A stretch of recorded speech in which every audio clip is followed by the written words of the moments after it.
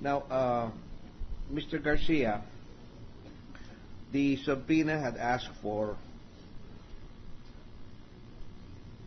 information, documents, bank statements for all peso savings, current time deposit, certificate of deposit, settlement accounts, investment management and trust account, unit investment trust funds, and there was a certification earlier submitted by your bank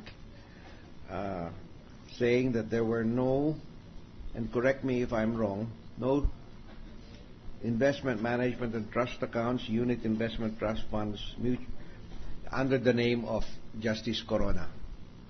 Would you like to enumerate again those accounts which Justice Corona does not have at PS Bank?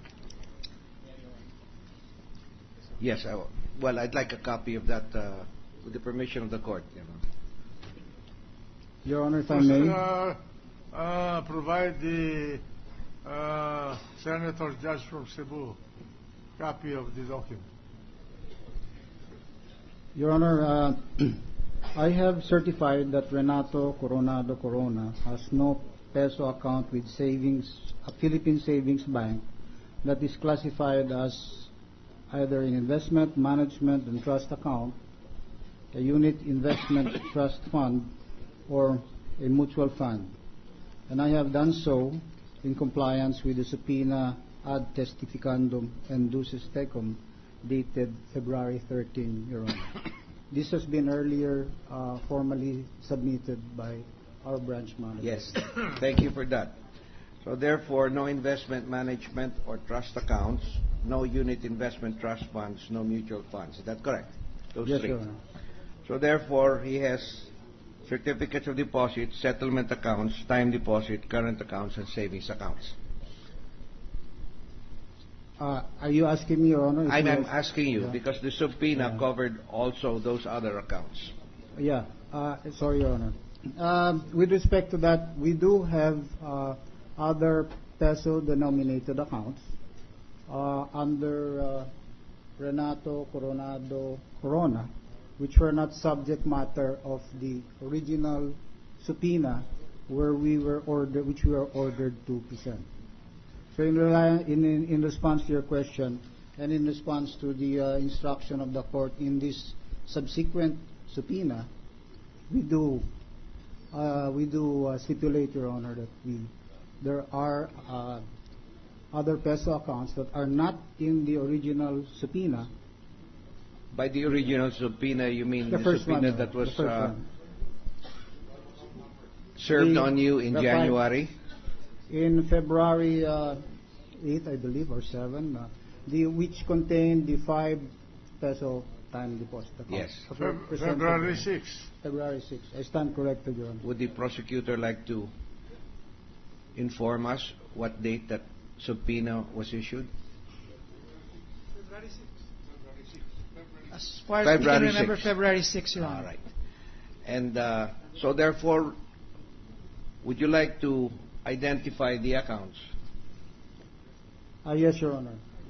that are not covered by the February 6 subpoena but were later covered by the February 13 subpoena? With your indulgence, Your Honor, I will just get the document. Thank you. For clarification only, Your Honor. The subsequent subpoena later than the February 8, Your Honor, is February 14th, Your Honor. 13. 13, meron? 13. Meron. Iba yun dito eh. Iba yung 13? Yeah, dated 13th day of February, but the production required is on February 14th, Your Honor. That is correct. Production Thank of the you, 14th. thank you. Thank you. Well, Your Honor, We have today actually certifications on two other accounts, and we would like to apologize for the two other accounts because when we earlier prepared it based on the subpoena, there was some clarification about discussed here, Your Honor, about it not including accounts that are not in the original subpoena, so we did not. Are these peso accounts? Peso accounts, Your Honor. If they're peso accounts, since you have testified on them now, I think Yes. it's proper for you to tell us what are those peso accounts. Your Honor, if I may. Proceed. We have another peso account with account number 089121 021444 under the account name Renato Coronado Corona, a peso time deposit that was opened in July 23, 2010 with an opening balance of 7,370,438 pesos and 65 centavos, and this was closed in September 1, 2010. You mean it was open? It was a time deposit for only 3 months? Yes, Your Honor. Okay. Is that connected with any of the 5 accounts previously mentioned in the subpoena and already recorded in this proceeding? No, Your Honor. This is So this is a totally separate account. yes, Your Honor. This is not in the original subpoena, but on the basis of the subsequent subpoena, because it says all. No, I'm just asking Yes, sir. the presiding office just Yes, want sir. to be sure that that is not included in the amounts already mentioned that were connected with the 5 accounts. It was not connected, Your Honor. So this is totally separate account and separate amount of money deposited in the bank. Yes, Your Honor. All right.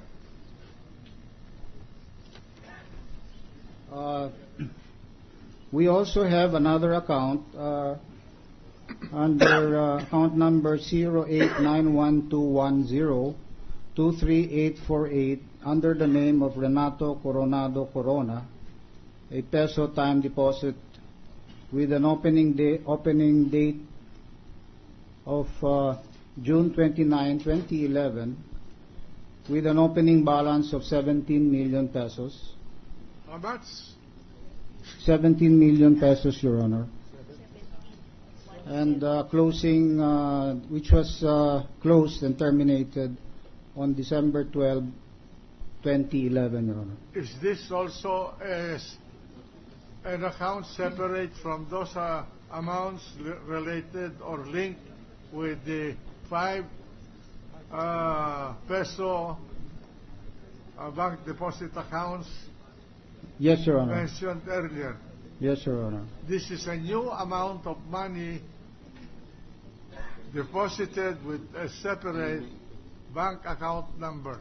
It was a separate account with a separate account number, but the source of the funds deposited, we have no idea. Correct. Yes. Proceed. In addition, Your Honor, if I may, based on the instruction, there are 2 other accounts, but I really have no details as of the moment. I can only remember that one is, I will probably disclose it formally later, and then the other one is a current account. Now, would you like to repeat the number of the second account and the date in which it was opened? That was opened July 29, 2011 for 17 million pesos and closed in December 12, 2011. What was the original tenor, Mr. Garcia, of this account? I mean, was this just a 6-month time deposit, or was this a 1-year time deposit, which was closed prematurely? I am very sorry, Your Honor. I do not have that information right now because we just followed the subpoena. I may, if Would I you may, I like could to give- furnish us with that Yes, Your Honor. We later? could furnish that later. Opo. Ano pong number ito, itong peso time deposit? This is 0891.